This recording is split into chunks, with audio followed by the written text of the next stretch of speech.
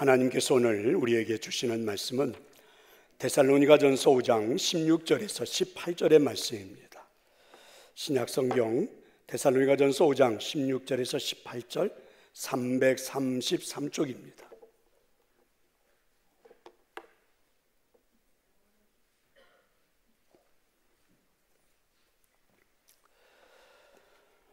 여러분 앞에 보시는 것처럼 우리들이 살아가는 삶에 이렇게 풍성한 먹거리들이 있다니 정말 놀랍습니다. 이 많은 우리들에게 하나님이 주시는 이 먹거리 안에서 인생을 살아가고 있고 건강을 누리고 있다니, 그렇다면 하나님은 또 우리들의 손에도 이런 아름다운 열매들, 풍성한 열매들을 우리 손에 들려주시지 않을까. 우리가 헤아려 보지 않아서, 눈여겨보지 않아서, 우리가 잊어버려서 그렇지 아마 이보다 더 많은 열매들이 우리 인생에 열리지 않았을까, 이런 생각이 듭니다. 오늘 이 2025년 한 해 또 우리들의 삶의 풍성한 열매로 우리의 삶을 복되게 만들어주시는 우리 하나님께 우리 영광의 박수를 먼저 한번 올려드리겠습니다. 자, 데살로니가전서 5장 16절에서 18절의 말씀을 이 시간 제가 봉독해 드립니다. 항상 기뻐하라, 쉬지 말고 기도하라, 범사에 감사하라. 이것이 그리스도 예수 안에서 너희를 향하신 하나님의 뜻이니라. 아멘. 할렐루야.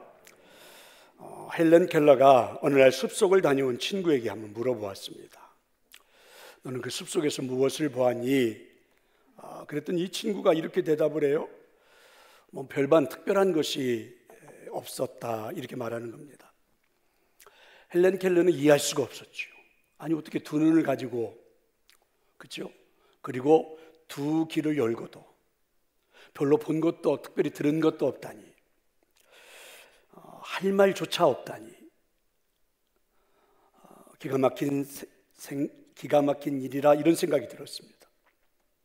그래서 보지도 듣지도 말하지도 못했던 헬렌 켈러였지만, 만약에 나에게 사흘 동안만 세상을 볼 수 있고 들을 수 있고 그리고 말할 수 있다면 어떤 것을 보고 느낄 것인지, 어떤 말을 해야 될 것인지, 이런 계획을 한번 세워보자, 이런 생각을 들었습니다.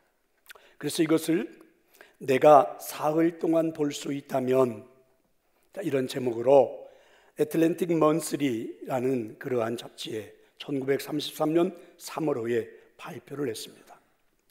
헬렌 켈러의 이 글은 대공황을 맞이해서 어려움을 겪고 있던 그 미국의 많은 사람들에게 잔잔한 위로를 주었고, 그래서 리더스 다이제스트는 이 글을 20세기 최고의 수필이라 이렇게 칭송하기도 했습니다.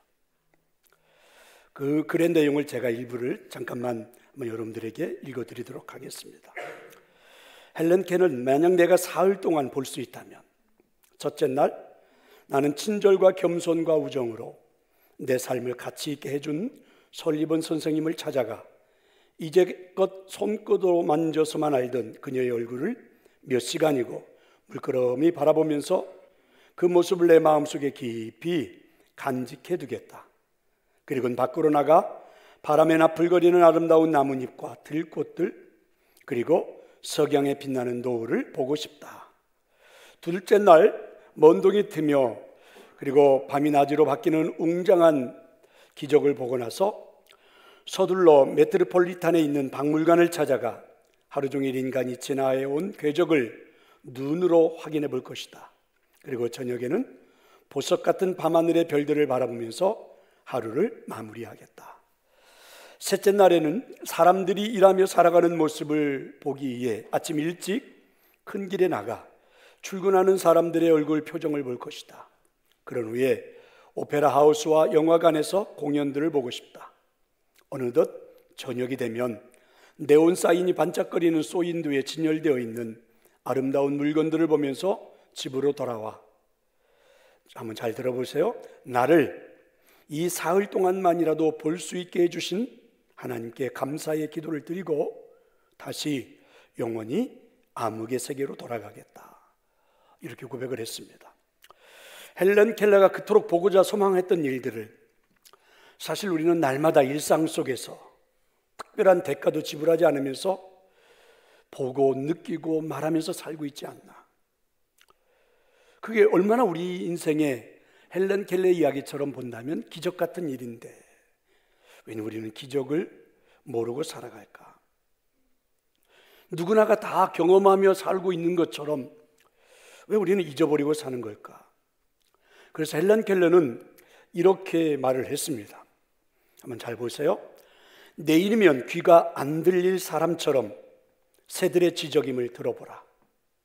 내일이면 냄새를 맡을 수 없는 사람처럼 꽃향기를 맡아보라. 내일이면 더 이상 볼 수 없는 사람처럼 세상을 보라. 사랑하는 성도 여러분, 내일이면 할 수 없는 일들이 있음을 알게 되면, 그렇죠? 오늘 내가 할 수 있는 일들이 얼마나 소중하고 얼마나 감사하고 얼마나 행복할까. 이런 놀라운 기적 같은 일들을 우리가 깨닫고 살아가는가. 그래서 오늘 하루를 소중히 여기며 살아가는 방법이 있다고 그러죠. 하나님 우리에게 이렇게 말씀하십니다. 범사에 감사하라. 이것이 그리스도 예수 안에서 너희를 향하신 하나님의 뜻이니라. 여러분, 범사에 감사하라는 말씀이 여러분에게는 어떻게 들립니까? 특별히 범사에 감사하며 살아가는 것이 나를 향한 하나님의 뜻이라고 이렇게 말씀을 하시는데 여러분 어떻게 생각하십니까? 저는 범사에 감사하는 것이 하나님의 저를 향한 하나님의 그게 뜻이었다고, 하나님의 마음이었다고, 그렇게 오늘 말씀이 가슴에 다가와 이런 음성으로 들려서 오늘 본문이 또 새롭게 보여지기도 했습니다. 눈으로 볼 수 있고 들을 수 있는 것을 감사하지 못하면 하나님은 우리에게 어떻게 하실까? 타인을 축복하는 말을 할 수 있고 환하게 웃을 수 있는 것을 감사하지 못하면 하나님은 어떻게 하실까? 열심히 일할 수 있는 건강이 있고 행복한 삶을 누릴 수 있는 가정이 있음에 감사하지 못하면 하나님은 어떻게 하실까? 하나님의 임재를 체험할 수 있는 예배가 있고 그리고 신앙생활을 안전하게 할 수 있는 울타리 같은 교회가 있음에 감사하지 않으면 하나님은 어떻게 하실까? 저는 오늘 본문이 그렇게 제게는 들려왔습니다. 나를 사흘 동안만이라도 볼 수 있게 해주신 하나님께 감사의 기도를 드리고 다시 영원히 암흑의 세계로 돌아가겠다. 헬렌 켈러의 고백인데 다시 암흑의 세계로 돌아가겠다라는 말이 비수처럼 제게는 다가옵니다. 그 범사에 감사할 줄 모르면 우리가 살아가는 일상의 삶이 암흑의 세계에서 산다는 그런 표현이 아닐까? 이런 생각이 들기도 합니다. 범사에 감사하면 참 좋을 텐데 여러분 왜 그것이 되지 않는 것일까? 아팠다가 병이 나으면 감사하고, 그죠? 성공하면 감사하고, 장사가 잘 되면 감사하고, 합격하면 감사하고, 좋은 배우자를 만나면 감사하고, 진급이 되면 감사하고, 이렇게 좋은 일이 생길 때 그저 그냥 감사하면 되는 것이 아닐까?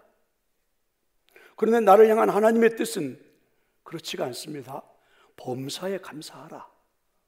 이렇게 우리에게 말씀하십니다. 그러니까 범사에라는 말의 뜻은 어떤 환경에서든지 또는 모든 일에라는 그런 말이죠. 해석해 본다면 이런 거죠. 일이 잘 풀릴 때뿐만이 아니라 잘 안 풀릴 때에도, 건강할 때뿐만이 아니라 아플 때에도, 성공할 때뿐만이 아니라 그죠? 실패할 때에도, 장사가 잘 될 때뿐만이 아니라 안 될 때에도, 합격했을 때뿐만이 아니라 불합격했을 때에도, 하여튼 어떤 환경에서든지 무슨 일에든지 감사하라. 이렇게 하나님은 우리에게 말씀하십니다. 그렇죠? 왜 그래야 됩니까? 하고 하나님 앞에 현실에 있는 삶을 두고 따지고 싶은 마음도 들지요. 지금 내 현상을 보시라고, 내 현실을 보시라고. 그러면서 하나님 앞에 따지고 싶은 마음이 들 때도 있을 것 같아요. 저는 헬렌 켈러가 고백하는 것이 하나님의 음성을 말하는 것 같다는 느낌이 들죠. 다시 암흑의 세계로 돌아가겠다. 그러면 여러분 불행하지 않기 위해서죠. 범사에 감사하라는 말은 우리의 삶을 행복으로 만들기 위해서이죠. 단 사흘만이라도 감사하고 싶어서, 그죠? 헬렌 켈러는 감사의 계획을 세웠다는 거잖아요. 보고 싶은 것, 느끼고 싶은 것, 말하고 싶은 것. 그래서 이렇게 계획을 세우고 가슴 뜨겁게 사흘만을 한번 체험해 보고 싶다. 이 계획이 저는 가슴 뜨겁게 느껴집니다. 그렇다면 2025년 한 해를 살아온 지금 저도 여러분도 하나님께 감사합니다 라고 고백을 해야 하지 않을까. 행운의 손바닥에 얼마나 많이 쥐게 되었느냐 하는 것은 그대의 행복과 관계가 없다. 그대의 마음속에 감사한 생각이 없으면 그대는 파멸의 노를 젓고 있는 것이다. 제발 부탁이니 다른 공부보다 먼저 감사할 줄 아는 방법을 배우라. 이 바네트 깁슨이라는 사람이 외쳤던 그런 말입니다. 그렇다면 우리도 이 범사에 감사하는 것을 좀 공부를 해야 되지 않을까? 좀 배워야 되지 않을까? 헬런 켈러의 계획을 세워서 감사하는 것처럼 말입니다. 2025년 한 해를 살아오고도 감사할 수 없다면 우리가 지금 파멸을 향해 가고 있다는 말일 텐데, 그러면 여러분 공부해야 되는 거 아니에요? 적극적으로 배워야 되는 거 아닙니까? 범사에 감사하는 것을 말입니다. 그래서 저는 먼저 배워보고 싶은 감사는 우리 손에 쥐고 있는 이 선물을 보고 감사하는 것. 손에 쥐고 있는 선물을 보는 것이다. 자, 여러분 에베소서 2장 8절에서 9절은 우리 화면을 보면서 함께 한번 읽어보도록 하겠습니다. 너희는 그 은혜에 의하여 믿음으로 말미암아 구원을 받았으니 이것은 너희에게서 난 것이 아니요 하나님의 선물이라. 행위에서 난 것이 아니니 이는 누구든지 자랑하지 못하게 함이라. 할렐루야. 그렇습니다. 우리가 선물을 받을 때 가장 먼저 나오는 말이 무슨 말입니까? 감사합니다, 이런 말이겠죠. 선물은 타인이 나에게 호의를 베푸는 행위입니다. 물론 모든 선물을 받으면 기쁘죠. 하지만 그 선물의 내용에 따라 감사의 마음도 기쁨도 달라지는 건 사실이에요. 내가 노력한 것이 하나도 없는데, 그리고 선물 받을 만한 상황도 전혀 아닌데, 생각지도 못한 선물이, 내가 그렇게 갖고 싶었던 선물인데 가질 수 없었던 내게 그 선물이 주어졌을 때, 여러분 감사하지 않는 사람은 거의 없을 거예요.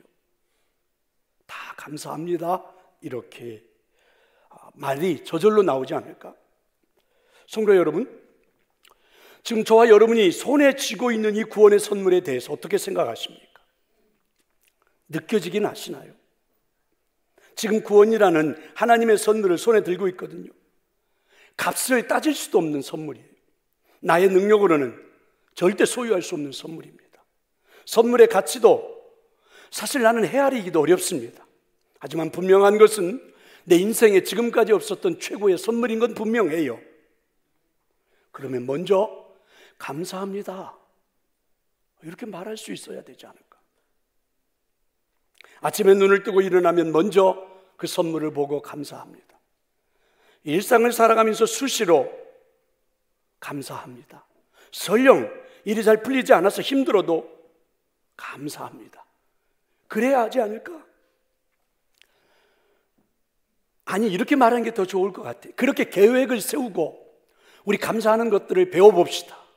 한번 노력해 봅시다. 아멘. 물론 여러분, 선물을 받고도 감사하지 않는 경우가 있지요. 선물의 내용, 선물을 주는 사람의 상황 등을 고려해서 그런 경우들이 간혹 종종 있기는 하지요. 하지만 선물을 받고도 감사하지 않는 경우는 대부분 내 마음속에 자리 잡고 있는 욕심 때문입니다. 이 욕심이 발동하기 시작하면 옆 사람을 자꾸 의식하게 되죠. 비교의식이 생깁니다. 그러면서부터 선물의 내용은 잊어버리게 되죠. 옆 사람이 가지고 있는 선물에만 자꾸만 시선을 빼앗기게 되고 급기야는 불평을 시작하죠. 엄청난 선물을 받았는데 아무것도 하지 않은 것처럼 말입니다. 어쩌면 인생을 그렇게 살아오지 않았을까? 왜 그렇게 남의 떡이 커 보이는지, 하나님께 받은 상상도 할 수 없는 구원의 선물을 받고서도 말입니다. 옆에 있는 사람을 보니까 저 사람은 구원의 선물에 플러스해서 물질도 받지 않았나? 아니, 내가 받지 못한 능력의 선물도 저 사람은 구원 플러스 그 능력을 받지 않았나? 어쩌면 자녀들은 저렇게 승승장구하지, 나는 뭐야? 자, 이런 마음이죠. 욕심 때문에 그렇게 보입니다. 그 욕심 때문에 급기야는 하나님을 공평치 않으신 분이라고 원망하지요. 그 순간 구원의 선물이라는 가치가 평가절하가 되죠. 그리고 아무것도 아닌 것처럼 여겨집니다. 감동이 전혀 없죠. 전혀 느껴지지도 않습니다. 이런 우리는 어떻게 해야 합니까? 제안하고 싶습니다. 헬렌 켈러처럼 여러분 계획을 세워야죠. 그리고 배워봐야 되지 않을까? 감사합니다, 고맙습니다, 행복합니다 라고 큰 소리로 고백하는 것부터 시작해보는 것이죠. 그냥 주문을 외우자는 것이 아닙니다. 당연한 것을 우리가 한번 배워보자는 거죠. 초등학교에 들어가면 당연한 일상에 필요한 것들을 가르치죠. 한글, 1+1은 2, 그래야만이 우리가 일상의 삶에서 살아갈 수 있기 때문에 그렇게 해야 하는 것입니다. 이렇게 고백하다 보면 정말 선물의 가치를 알게 되지 않을까? 선물을 알아보는 눈이 열리겠죠. 저는 여러분에게 제안합니다. 의식적으로 헬렌 켈러처럼 계획을 세워서 한번 해볼 수 있기를 축원합니다. 왜 그래야 합니까? 잘 알지 않습니까? 암흑의 세계가 내 인생에 펼쳐지지 않도록 하기 위해서 말입니다. 인생을 파멸로 노져가지 않기 위해서 말입니다. 감사하는 것은 배워야 합니다. 하나님이 나를 향하신 뜻이니까 순종하는 마음으로 노력도 해야 됩니다. 그렇게 오랜 세월 인생을 살고 나서 여러분 감사하는 마음조차 없다면 우리 인생이 너무 초라하지 않을까? 너무 허무하지 않을까? 여러분 그렇게 살고 싶습니까? 저는 그렇게 살고 싶지는 않아요. 어떻게 여기까지 왔는데 인생을 초라하게 만들어요. 어떻게 여기까지 견디고 버티고 왔는데 아무것도 아닌 의미 없는 인생이라고 만들어요. 그러고 싶지 않습니다. 자녀들이나 누가 주변에 있는 사람들이 알아주지 않아도 내가 하나님 앞에 감사함으로 내 살아온 인생에 대해서 뿌듯하고 행복하고 보람있고 의미있게 그렇게 마무리하고 싶습니다. 여러분에게 오늘 이 감사가 좀 계획이 세워져서 한번 실질적으로 배워보고 실천해 볼 수 있기를 축원합니다.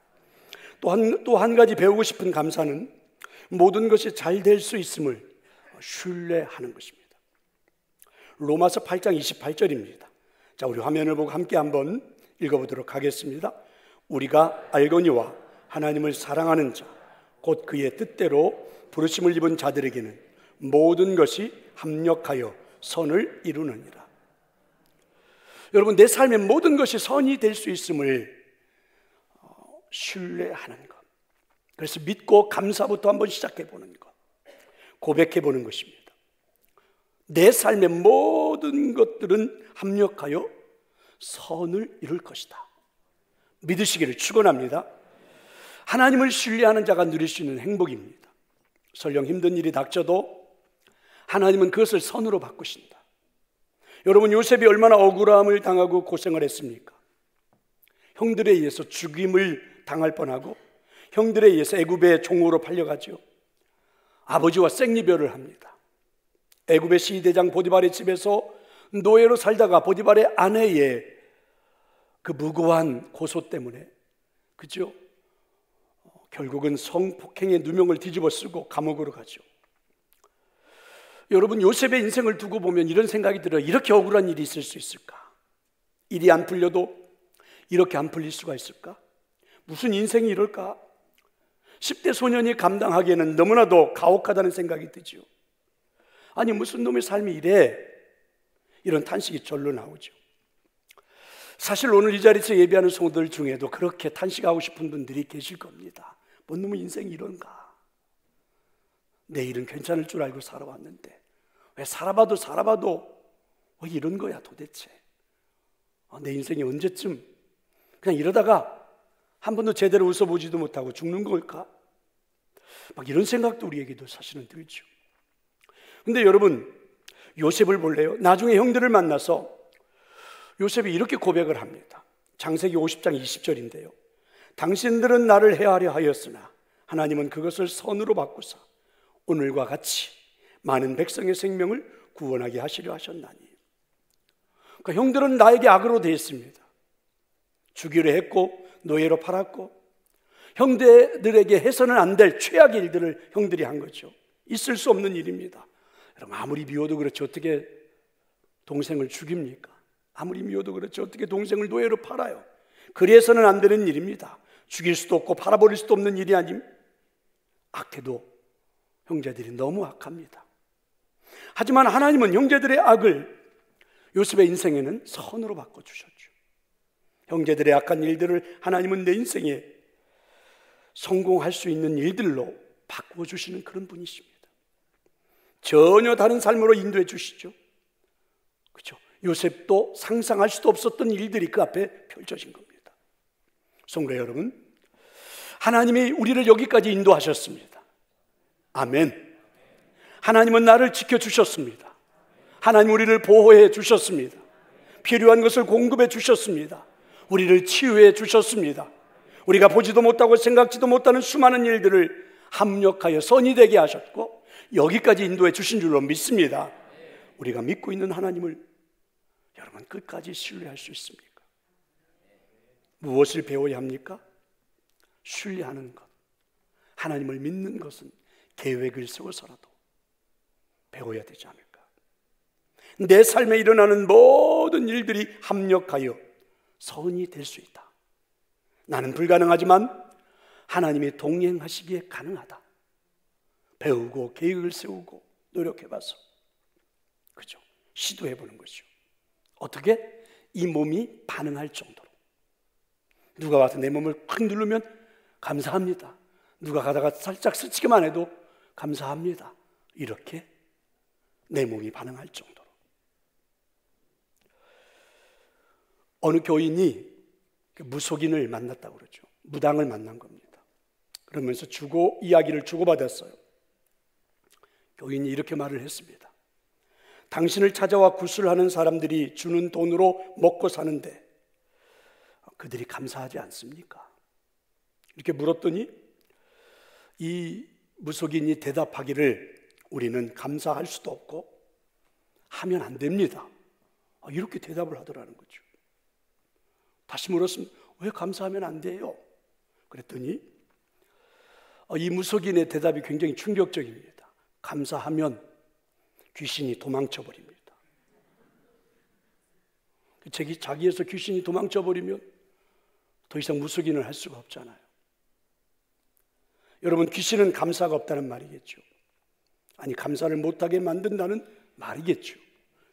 귀신이 지배하는 세계, 마귀와 귀신의 지배를 받는 사람들, 여러분 감사하는 걸 보셨습니까? 뭔가 일리 있어 보이지 않습니까?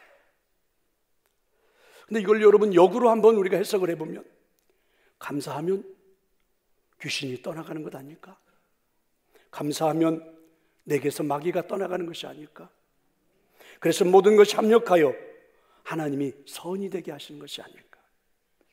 계획을 세워야 합니다. 여러분 배워야 해요. 저절로 되지 않는 그 감사를 배워서라도, 계획을 세워서라도. 그렇죠? 내 삶의 모든 것이 합력하여 선이 될 것을 믿고 우리는 감사를 고백해 봐야 될 겁니다. 성도 여러분, 감사합니다. 고맙습니다. 행복합니다. 축복합니다. 한번 이 버릇처럼 말해봅시다. 한마디 한마디 할 때마다 귀신이 떠나간다는데, 역으로 말해보면 우리가 그 말을 하지 않으면 귀신은 나와 함께 늘 살아간다는 말이기도 할 텐데, 그러니 무슨 행복이 있겠습니까? 그래서 감사합니다. 고맙습니다. 축복합니다. 하나님을 신뢰한다면 내 삶에 어떤 일들이 펼쳐져도 그렇게 한번 고백해야 되지 않을까? 그런 여러분의 삶이 꼭 되었으면 좋겠습니다.